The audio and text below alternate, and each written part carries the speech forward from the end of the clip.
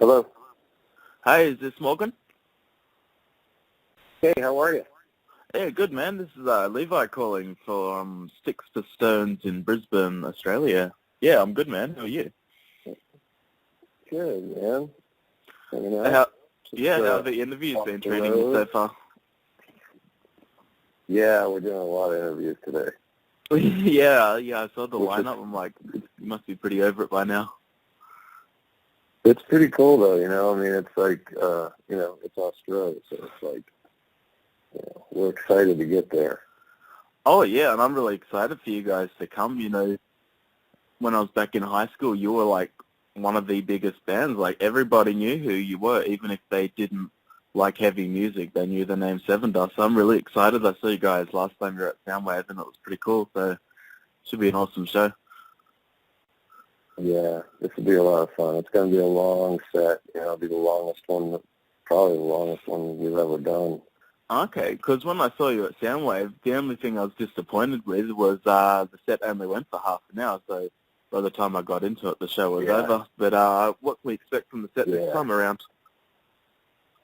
Oh, it's going to be long, grueling.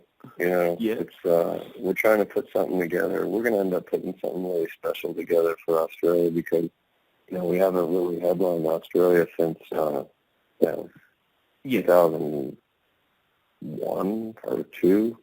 Maybe it was long. Maybe it was 3 or 4. I don't know. Season. It was like 10 years ago. You know, so it was, and that was like the greatest experience. You know, that we had. You know, over there, and then we went back. You know, we played with Ozzy, and then we came back and we did Soundwave, and you know, as cool as that is, it's just different, you know. I mean, we want to play longer. We want to be able to, you know, we don't play Australia enough to go out there and just play 30 minutes, you know. So we're gonna make up for the last 10 years in one night, every night. Every night we'll make up for it.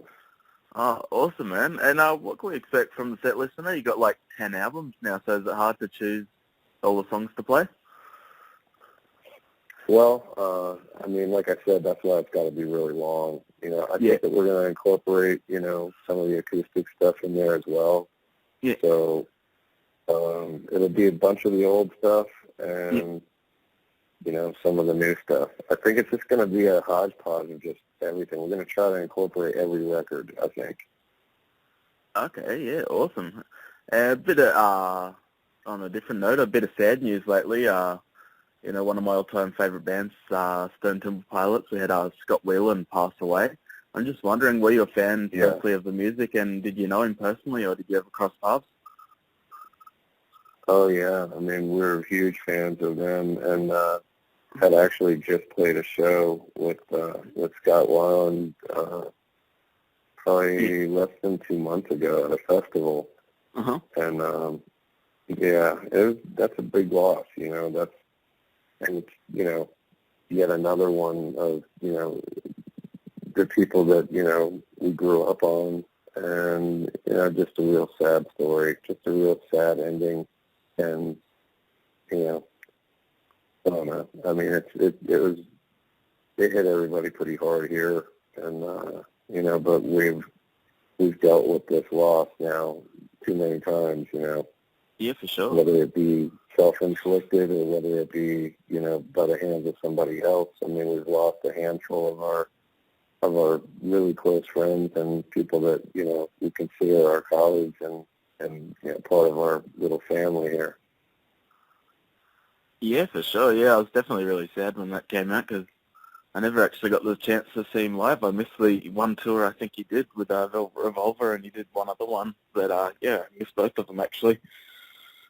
So that kind of sucked. Yeah. But, really shitty. Yeah, when you saw him the last time, you said it was about 2 months ago. Did he seem all right? Was he, you know, in good health? You know, he was doing a signing before us, so we basically, you know, we said our hellos and goodbyes really quick because they were taking off and we were going to do a signing and then play. Yeah. And, you know, he looked okay, you know. He looked, I wouldn't have expected, you know, that this would have been happening this soon.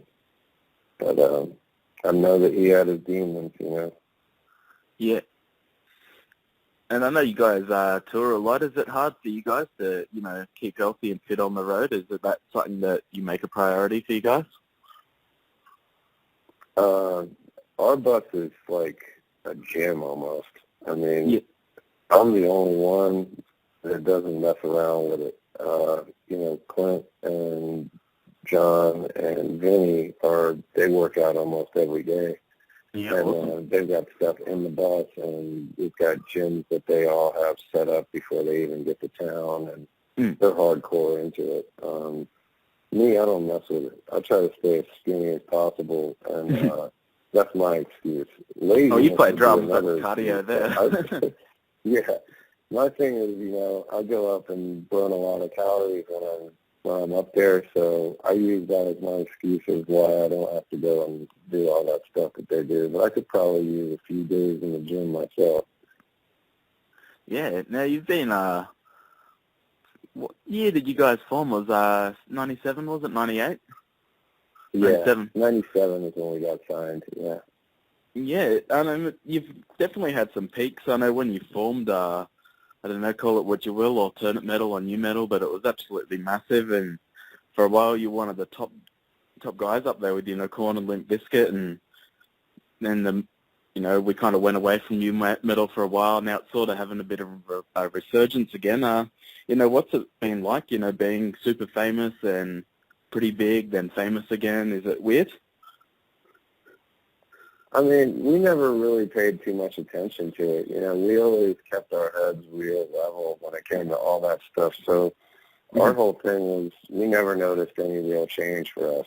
I mean, the loyalty behind our bands is so much different than I've seen with some of the other bands, and that, you know, we made sure that it wasn't like a clique to be in. Over here, at least, you know, our thing was we had such a you know, a huge relationship with the people that supported the band that, you know, it really didn't matter what anybody else outside of our you know, circle thought. They were going to be loyal to us, and we were going to be loyal to them.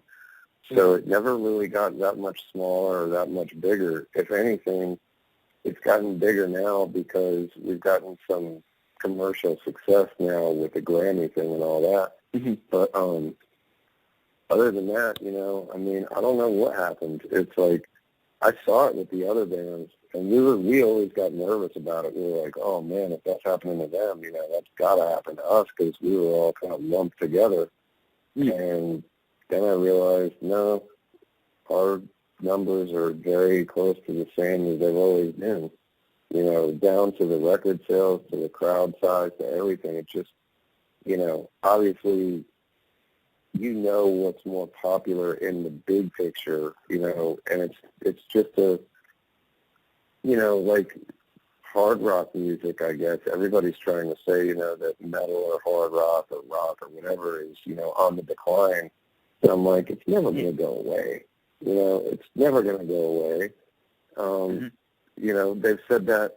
I remember hearing this speech years ago, and I remember hearing it when we first started, how they thought rock was dead, and then all of a sudden it was huge, and Ozfest took over everything.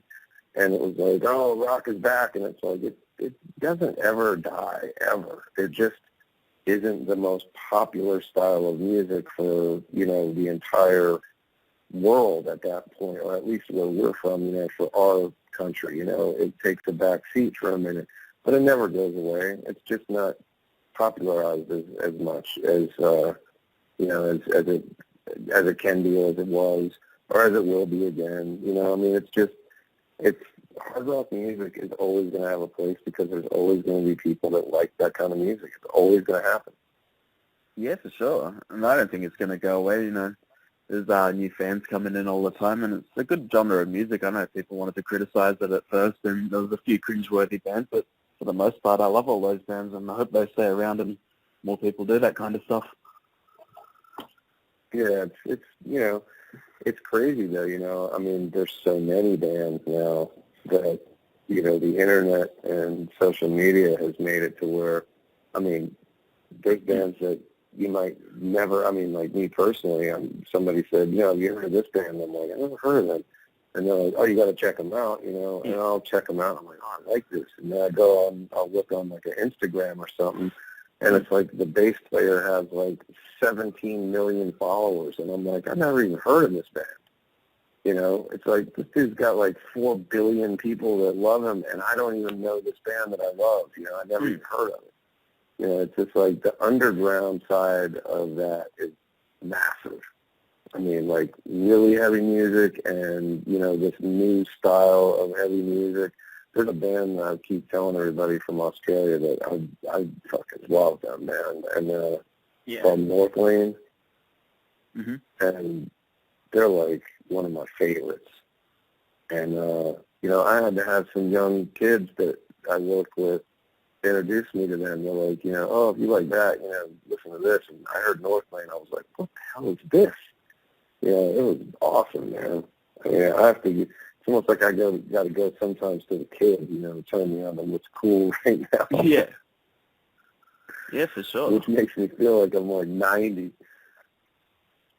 I'm the same, man. I'm always finding out about bands that are apparently huge and I've never heard about them. And it's supposed to be my job to find out about these bands, so it's almost impossible to keep up with. Yeah, exactly. It's crazy. Yeah. And you're the vice president of Asylum Records, Imogen Records. Can you tell us a bit about that? Is that the label you're signed to, or is that a separate project? No, it's separate. Yeah, it's a separate label that I work with. Okay. Can you tell us about how that runs and, you know, what kind of bands you do, and is it, you know, a profitable thing and whatnot?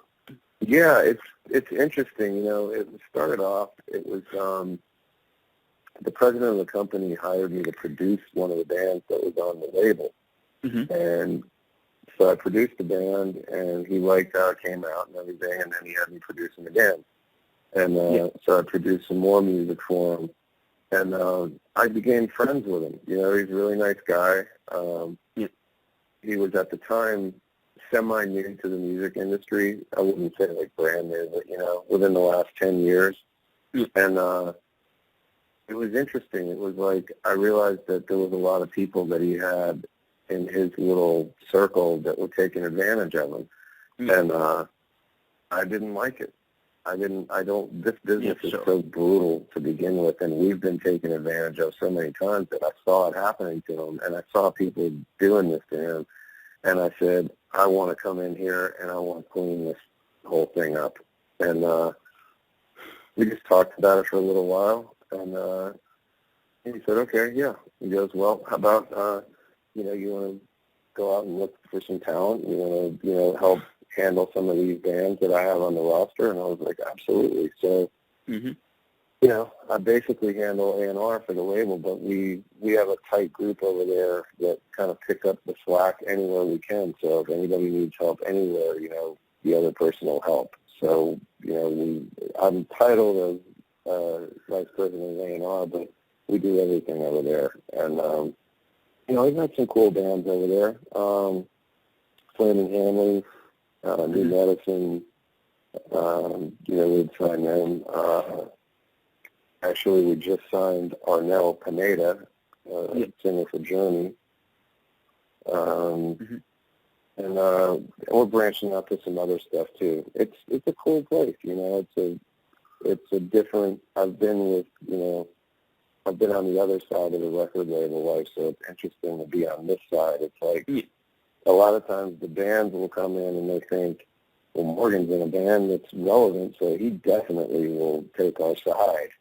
And I'm like, and I do a lot of the time, but what I've noticed is a lot of times, you know, some of the bands will be have a little bit of a sense of entitlement, and I'm like, man, I'm the wrong guy to go to for that, because my ass was in the van making, you know, $12 a day and sleeping on a metal floor for months and playing every day and not complaining about it at all. Loving it.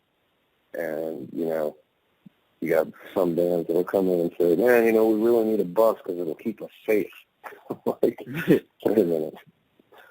No, that's not going to happen. So, it's interesting. I can be the good guy, and then unfortunately I have to be the bad guy sometimes. And, kind of sucks sometimes. I go from being somebody that they really look at like, oh, this is great. Morgan's going to take care of us. And then all of a sudden they're like, I hate Morgan. He's a bastard. So, I take it all with a smile. It's all good. Yeah, I'll be sure to check out some of the bands you're promoting. I'll just ask you one more question. I know a while ago, would have been early 2000s, you actually got the chance to perform Walk with the great Dimebag Darrell. What was that experience like? Were you pretty starstruck at the time, or you're pretty good friends, so it wouldn't have been that unusual, I guess? Yeah, we did it a lot. Yeah, he was a very dear friend of ours. And I mean, we were extremely close. And, that particular time, we did it with him many times, but that particular time, him and Vinny we'd go into Texas, and he would just take one of their buses, and they would just jump in the bus, and they'd have a driver, and the two of them, and Sterling would just get in the bus and follow us around Texas. So it could be brutal, those guys can drink. And, we'd wake up in the morning and there's the bus right next to us, and then we'd hang out and do our thing all day. I mean, they weren't even playing. They were just hanging out with us, like, hey, let's go on the road to Sevendust for a week. So, of course, be like, yeah, we're doing a walk tonight. And he's like, yeah, man, let's do it, all right. So it was just, it was a dream to become friends with him. We had admired him for so long, and it didn't take long after we started to meet them. And, I remember the first time I met him, and I asked him if I could get his phone number, and he wrote his number. He took his hat off, and he wrote his number in a Sharpie on the inside of the bill, and I still have that hat. First time I ever met him, which was years and years ago. Yeah, what a story. And you're also playing, I believe, on New Year's Eve with Hell Yeah, am I correct? Yeah. Yeah, I thought I saw something about that. Yeah, that's going to be pretty cool. So you still keep in touch with Vinny and all those, and Chad Gray and whatnot? Oh, yeah. We're very close with all those guys. I just saw Vinny not that long ago in Las Vegas. I sat down and gambled with him a little bit in Las Vegas, and I always have a good time with Vinny. Yeah. Yeah, that'd be awesome, man. It should be a killer show, man. I'm really looking forward to the tour when you guys come down. Yeah, man. We're extremely excited about it. I mean, it's like I tell everybody, it's like, I don't know how other bands are, but I know that when we get to Australia, we're like, get to the stage as fast as we can, because I just flew 24 hours and I need to beat the shit out of something. Fuck yeah, man. It's like, it's so exciting when you get on the ground and you're like, okay, that's over with now. The fun is going to begin, So just great people, great times. We've got some amazing memories of playing there, and super, super excited about having the opportunity to come back, man. Really grateful for the opportunity. Yeah, no worries, man. Well, I better let you go, but I'll definitely be posting up the interview on your SoundCloud, your Facebook, and be doing the concert photos as well, so give you a copy of those when they come out. Awesome. Awesome, man. Well, enjoy your tour and bud. enjoy your New Year. Absolutely. You too, man. Have a great Christmas, okay? Okay, thanks, brother. Bye. Thanks, man.